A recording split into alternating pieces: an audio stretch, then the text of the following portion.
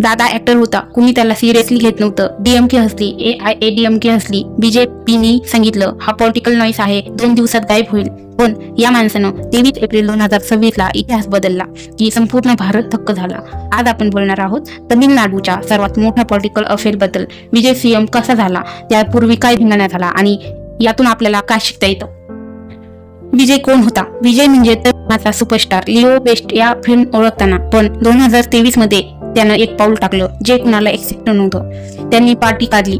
तमिळ मिलक व्हेंट्री कसागम TVK. आता सगळ्यांना वाटतं हे पब्लिसिटी स्टँड आहे, थोड्या दिवसात बंद होईल. पण विजयनं शांतपणे काम केलं. ट्रेडिशनल रिलीज सोडल्या, डिजिटल स्ट्रॅटेजी आणली. YouTube, Instagram, WhatsApp हे त्याचं कॅम्पेन ग्राउंड बनलं. तरुण मतदारांशी थेट कनेक्ट केलं आणि एकट्यानं कुठलीही प्री पोल अलायन्स न करता 233 जागांवर लढण्याची हिंमत दाखवली. हे धाडस होतं किंवा वेडेपणा हे 4 मेला कळणारच होतं. 4 मेला इतिहास बदलला. रिझल्ट आले आणि तमिळनाडू चक्क झालं. TVKला मिळाल्या 108 सीट. ती 234 जागांच्या असेंब्लीमध्ये सर्वात मोठा पक्ष आणि हे TVKचं पहिलंच इलेक्शन होतं. 59 वर्षाची ट्रॅव्हिडियन ड्युपोली DMK आणि AIADMK यांनी आळीपाळीचं राज्य केलं होतं. ते एका नव्या पक्षानं एकट्यानं मोडून टाकलं. वोटर टर्नआउट होता 85.1%.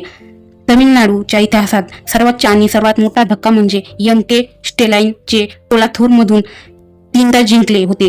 ते स्वतः हरले. एका TVK उमेदवारानं त्यांना घरी पाठवलं. 1977 नंतर पहिल्यांदाच एखाद्या ऍक्टर टर्नड पॉलिटिशियनच्या नेतृत्वाखाली पक्षानं पहिल्याच इलेक्शनमध्ये इतकी ताकद दाखवली होती.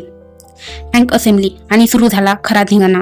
पण इथेच ट्विस्ट आला. मेजॉरिटीसाठी लागतात 118 सीट. TVK कडे होत्या 108, म्हणजेच 10 कमी. तमिळनाडू मध्ये पहिल्यांदाच हँक असेंब्ली आणि इथून सुरू झाला एक पॉलिटिकल थ्रिलर जी बॉलिवूडच्या कुठल्याही फिल्मपेक्षा जास्त ड्रॅमॅटिक होती.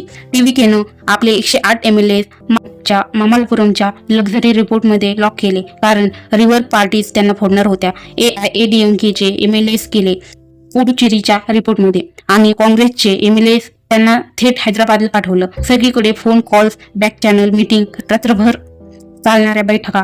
5 मेला स्टॅलिननी राजीनामा दिला, पण विजयसाठी खरी लढाई अजून बाकी होती. गव्हर्नरचा अडथळा.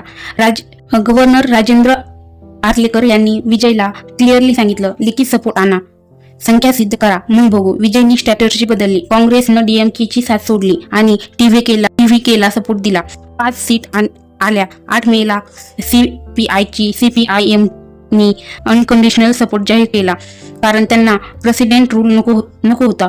VPK IUML इंडिपेंडंट MLA एक करत TVK सोबत आले. AIADMK मधल्या एका गटानं जवळपास 28 MLA सपोर्ट देण्याची तयारी दाखवली. जरी पेलिनिझमचा स्वतःचा विरोध होत हळूहळू नंबर जमत गेले. विजयनं गव्हर्नरमध्ये मेजॉरिटी सिद्ध केली. 10 मे शपथविधी. तमिळनाडू असेंब्लीचा टर्न संपायच्या शेवटच्या दिवशी 10 मे 2026 ला विजयनं चीफ मिनिस्टर म्हणून शपथ घेतली. एक माणूस ज्याला सगळ्यांनी नाकारलं होतं, तो आज 80 मिलियन लोकसंख्येच्या राज्याचा मुख्यमंत्री झाला आणि 13 मेला फ्लोर टेस्ट पण जिंकला. सरकार स्थापन केलं. यातून काय शिकायचं? हे फक्त एका ऍक्टरचं यश नाही, हे एका जनरेशनचं स्टेटमेंट आहे. तमिळनाडूच्या तरुणांनी सांगितलं की 59 वर्षाचे जुने चेहरे आता नको. डिजिटल पॉलिटिक्सनं ट्रेडिशनल पॉलिटिक्सला हरवलं. एकट्यानं लढण्याच्या हिमतीनं कोअलिशनच्या पॉलिटिक्सला शह दिला. पण एक प्रश्न अजूनही ओपन आहे, हे कोअलिशन गव्हर्नमेंट किती काळ टिकेल? काँग्रेस, लेफ्ट पार्टिकल आणि इतर छोट्या पक्षासोबत विजयसाठी प्रत्येक निर्णय एक नवीन परीक्षा असेल. ऍक्टर म्हणून तो सुपर हिरो होता, CM म्हणून तो सुपर हिरो राहील का, हे येणारा काळच सांगेल. तर मित्रांनो, विजयसाठी CM होईल असं तुम्हाला वाटतं का? खाली कमेंटमध्ये सांगा. आणि असे पॉलिटिकल अपडेट मराठीत पाहायचे असतील तर सबस्क्राईब करा, बेल आयकॉनला दाबा. पुढे भेटू पुढच्या व्हिडिओमध्ये.